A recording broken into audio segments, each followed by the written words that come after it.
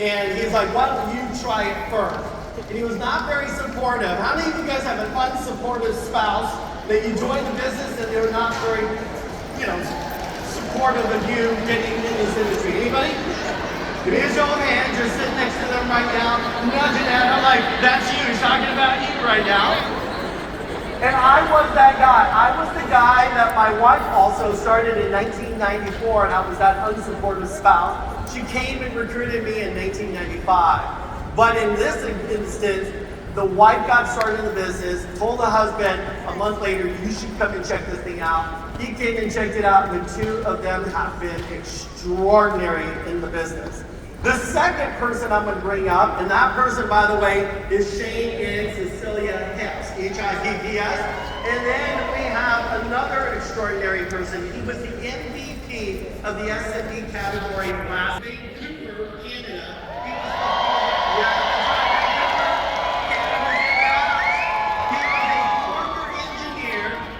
MD in Canada, the first and only SMD now that has made over $1 million in WFG.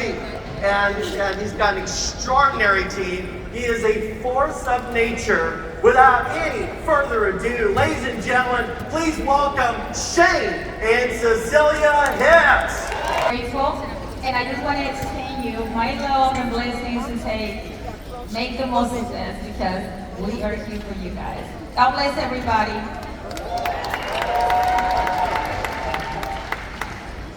So I have to thank my incredible wife Cecilia, because without her I would not be here. She and I would not be here. The only reason I'm here is her. She's not just beautiful, she is a visionary businesswoman, an immigrant from Mexico, and she helped,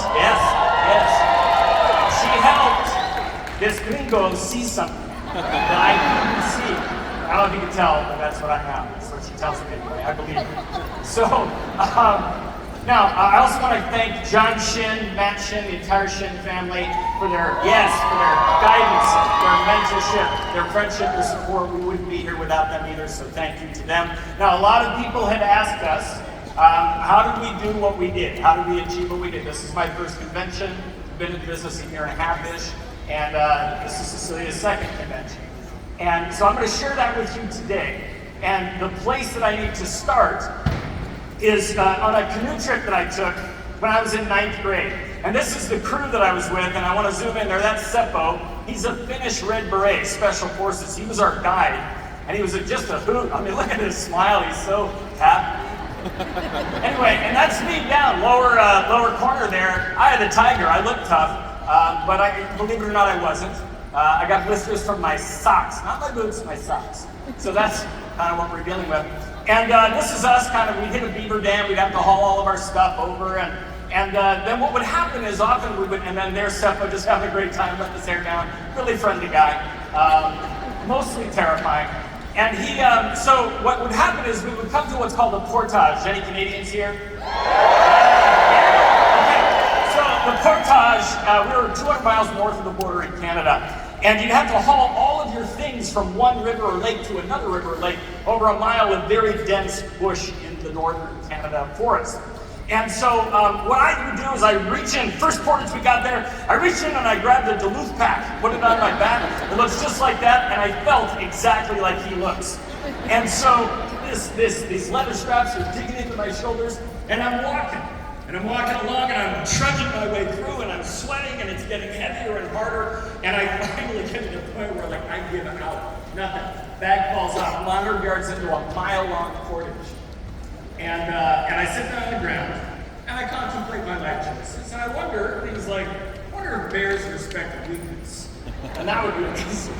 So I'm sitting there and out of the forest comes this Nordic god, Seppo.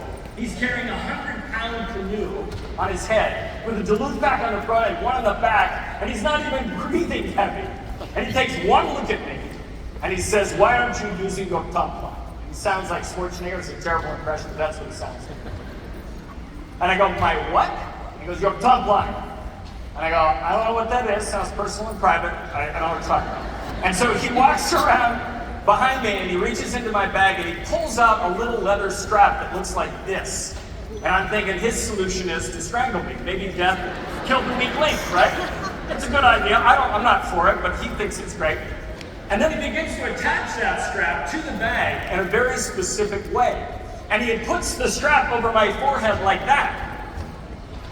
And the most amazing thing happens. All of the weight gets redistributed in a way that I now feel like I can stand tall. And I finish the rest of the portage in a mile with no trouble at all. Now, Seppo did not do anything to change the weight in my pack. He didn't do anything to change the distance I had to travel. He didn't do anything to change the terrain that I had to walk on. All he did was change the way I carried it. Same thing for you today. I can't change the distance you have to travel. I can't change the terrain you have to cross, and I can't change the weight of what you carry. But what I can change is the way you carry it. And that's what I want to do. Now, how did we carry the weight differently? And this is available for everybody.